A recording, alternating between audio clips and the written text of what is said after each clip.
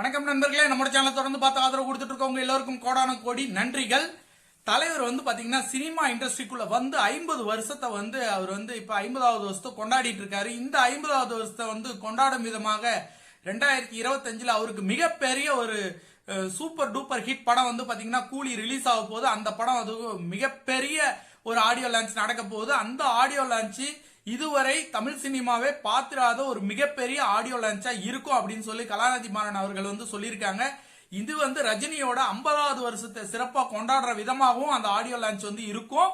மிகப்பெரிய ஒரு வெற்றி படமான கூலியை அவருடைய 50வது வருடத்துல அவர் கொடுக்க போறாரு. இந்த வானத்தோட தூரம் எவ்வளவு தூரம் அப்படிங்கறத கணிக்க முடியாது. அது மாதிரி தலைவரோட வெற்றி எவ்வளவுங்கறத யாராலையுமே கணிக்கவே முடியாது. தொட முடியாத தூரத்துல தலைவர் இருக்காரு.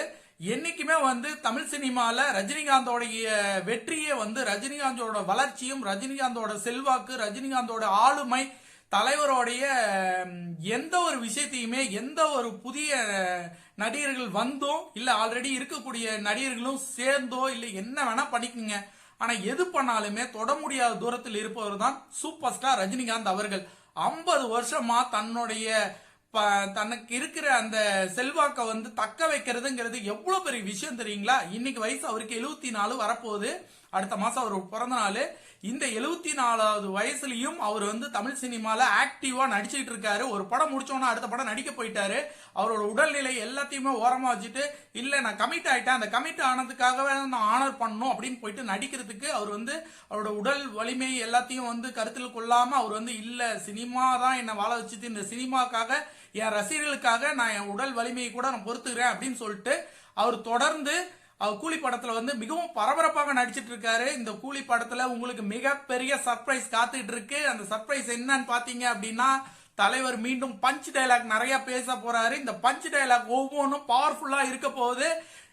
ஒரு தடவை சொன்னா 100 தடவை சொன்ன மாதிரிங்கிற பஞ்ச் டைலாக் எல்லாம் மிகப்பெரிய ஃபேமஸா இருந்துச்சு. அதை விட சூப்பர் பஞ்ச் டைலாக் எல்லாம் படத்துல நிறைய இடத்துல ரஜினிகாந்த் அவர்கள் பஞ்ச் பேசியிருக்காரு அப்படின்னு சொல்லி லோகேஷ் சொல்லியிருக்காரு.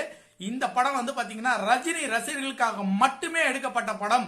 லோகேஷோட படம் தான் இருந்தாலும் ரஜினி ரசிகர்களுக்காக, ரஜினி ரசிகர்கள் கொண்டாடுவதற்காக எடுக்கப்பட்ட படம் கூலி அப்படிங்கிற மாதிரி சொல்லியிருக்காரு. அதுக்குள்ள கமர்ஷியலும் ஒரு சின்ன கதையும் பிணைக்கப்பட்டிருக்கு.